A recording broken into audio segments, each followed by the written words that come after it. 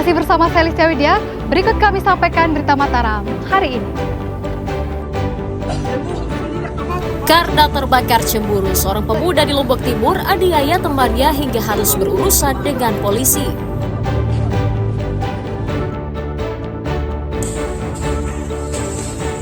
Jelang jemaah haji kembali ke tanah air, pemerintah Kabupaten Lombok Barat siapkan ragam skema layanan pendampingan.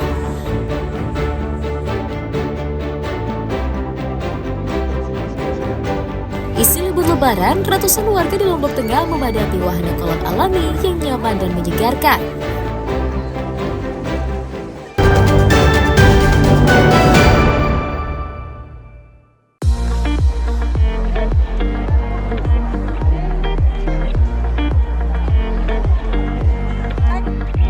Ratusan warga menyerbu wisata kolam pemandian di Desa Tanah Bea, Kecamatan Batu Klian Utara, Kabupaten Lombok Tengah.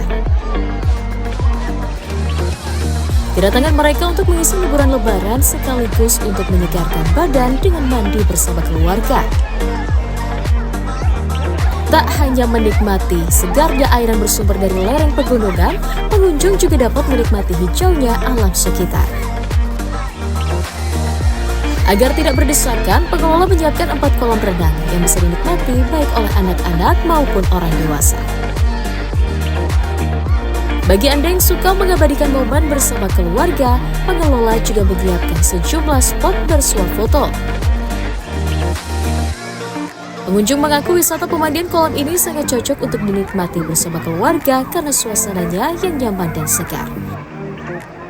Bagus sih karena suasananya juga bagus walaupun lagi musim panas tapi tidak terlalu berasa panas. Makanannya juga enak. Tadi saya beli lalapan ikan enak. Jadi tempatnya juga kita disediakan tempat duduk yang banyak yang bisa kita pilih di mana saja. Menurut saya itu nilai plusnya. Kemudian kita tidak perlu nyewa tikar karena di sini udah tersedia. Cocok untuk keluarga ya? Cocok untuk liburan bersama keluarga, cocok banget. Untuk menikmati wahana di dalamnya, pengelola memungut biaya masuk Rp15.000 untuk dewasa dan Rp10.000 untuk anak-anak. Wahana ini juga dapat menampung wisatawan hingga 700 orang per harinya. Bagi Anda yang bingung untuk mengisi libur lebaran, pemandian kolam renang di Desa Tanah Bea ini dapat menjadi alternatif untuk Anda kunjungi. Lukmanul Hakim melaporkan dari Kabupaten Lombok Tengah.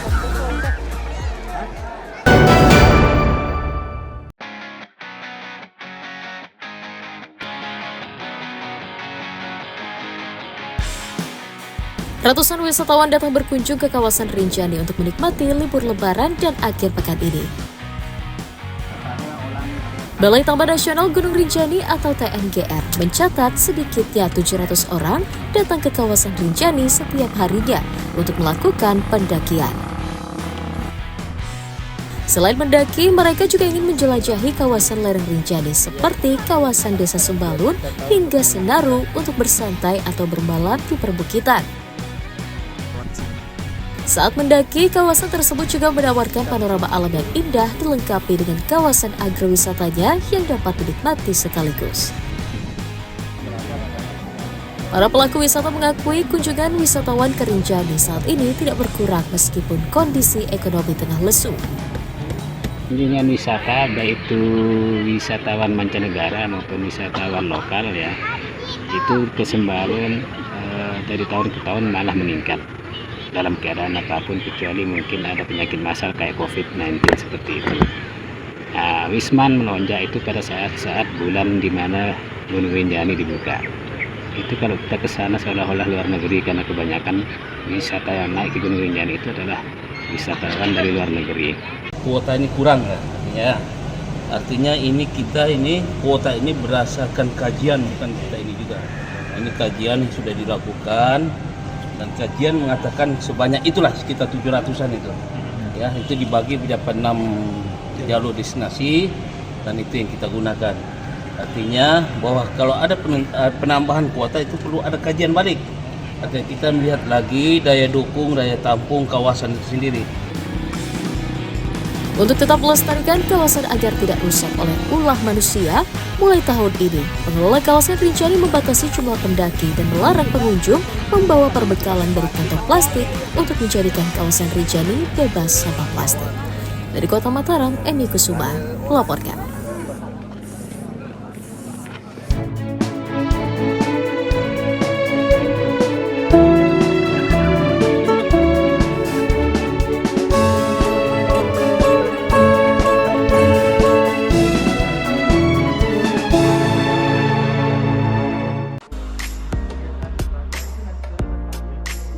Dipegang sambil dilihat-lihat.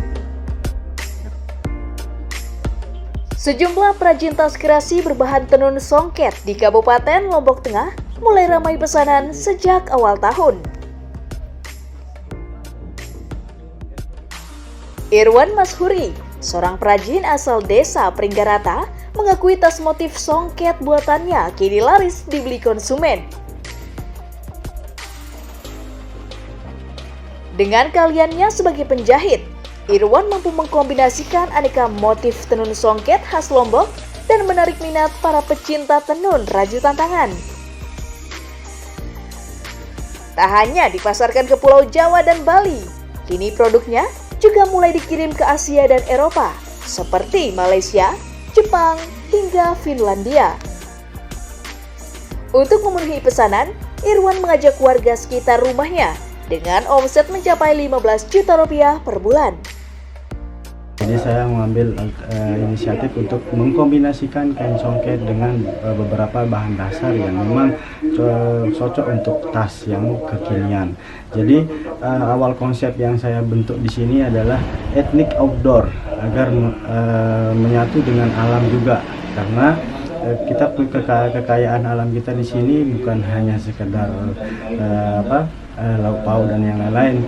Kita juga memanfaatkan wisata kita, yaitu Gunung Rinjani. Kebanyakan di sini mereka pecinta alam dan pendaki. Jadi saya ambil kesimpulan untuk konsep produk Itemele ini adalah konsep etnik outdoor.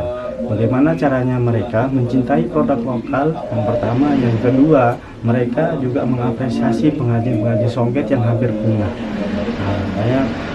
Saya jadikan satu di sana menjadi sebuah tas. Ketekunan Irwan Mashuri berkreasi membuat tas songket dari bahan lokal bisa menjadi inspirasi masyarakat untuk tetap produktif memulihkan ekonomi keluarga di masa pandemi. Lukmanul Hakim melaporkan dari Kabupaten Lombok Tengah.